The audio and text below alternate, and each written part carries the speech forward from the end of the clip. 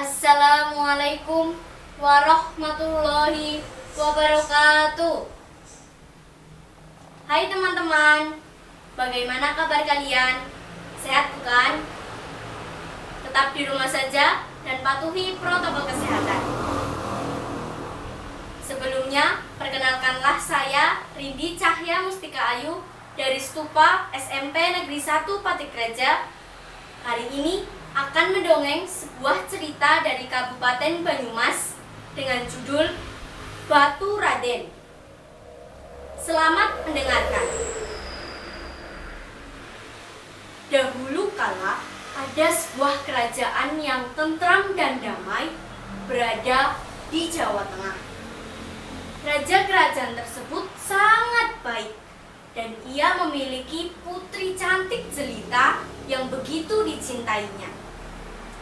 Raja juga memiliki kuda-kuda besar yang ia percayakan kepada abdinya bernama Suta untuk merawat kuda raja secara intensif. Suta adalah seorang abdi yang baik. Ia melakukan tugasnya merawat kuda raja. Raja pun sangat menghargai tugas-tugasnya. Tugasnya adalah memberi kuda makanan, menjaga kuda raja, dan membersihkan kandang kuda. Di samping dikenal sebagai sosok pekerja keras dan jujur, Suta juga memiliki paras yang tampan rupawan.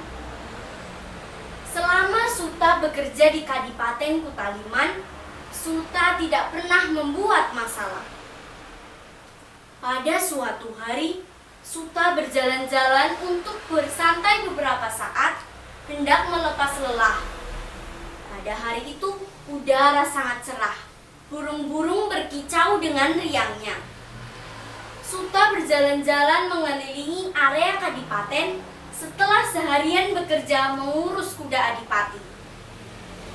Saat Suta melewati sebuah pohon mangga, tiba-tiba Suta mendengar suara jeritan minta tolong. Tolong! Tolong! Tolong!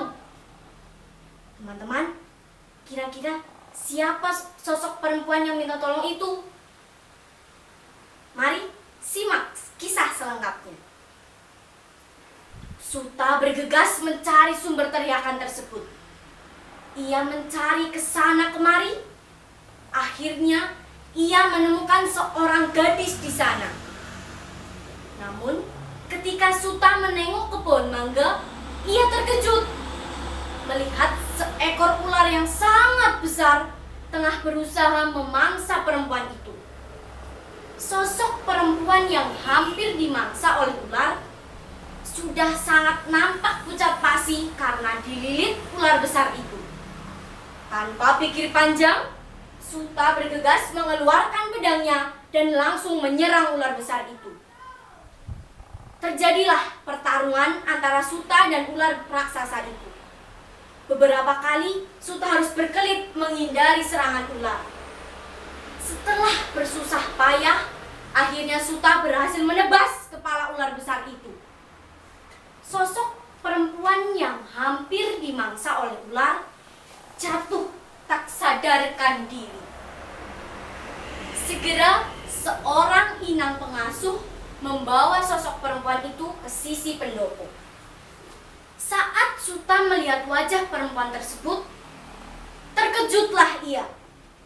Karena baru pertama kalinya ia melihat langsung wajah Putri Adipati Kutaliman yang sudah terkenal kecantikannya.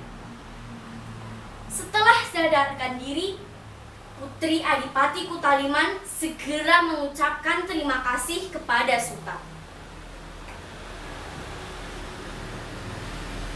Terima kasih Suta, kau telah menyelamatkanku. Aku tidak tahu apa yang akan terjadi jika kau tidak menolongku,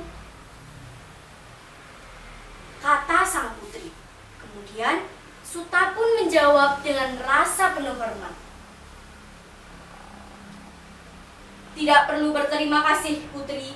Ini sudah menjadi tugas saya sebagai abdi ayahmu untuk menolongmu, jawab Suta. Saat keduanya bertatapan itulah tumbuh rasa cinta di hati mereka. Sejak saat itu, keduanya menjadi akrab dan sering bertemu. Suta dan sang putri akhirnya berteman. Adipati Kutaliman yang mengetahui perihal pertemanan putrinya dengan Suta si pengurus kuda, Adipati tidak mempermasalahkannya. Setelah sekian lama Suta dan putri berteman, ia sudah tidak sanggup lagi menahan rasa cintanya kepada sang putri. Ia lantas memberanikan diri untuk meminang putri Adipati Kutaliman kepada ayahandanya. Kendati ia sadar bahwa ia hanyalah seorang pembantu. Terang saja, keberanian Suta melamar putri Adipati Kutaliman membuat berang Adipati Kutaliman. Adipati memang tidak mempermasalahkan pertemanan putrinya dengan Suta, tapi jika harus menikah, tentu saja Adipati tidak terima, mengingat status sosial keduanya lah yang berbeda. Lancang kau Suta, siapa kamu berani-beraninya melamar putriku? Betul-betul kamu tidak tahu diri. Saya memang memperbolehkan kamu berteman dengan putri, tapi bukan berarti saya mau menerima kamu menjadi menantu. Hei pengawal, tangkap Suta, masukkan ke penjara karena telah berani menghina adipatinya. Karena Suta telah lancang berani meminang putrinya, Adipati Kutaliman pun menyuruh pengawal untuk memenjarakan Suta di penjara bawah tanah tanpa diberi makanan. Suta yang sangat mencintai putri Adipati Kutaliman, begitupun sebaliknya, status sosial keduanya lah yang memisahkan mereka. Hukuman ayahandanya kepada Suta membuat putri bersedih. Ia lantas memutuskan untuk mengeluarkan Suta dari penjara dan hidup bersama dengan pria yang ia cintai.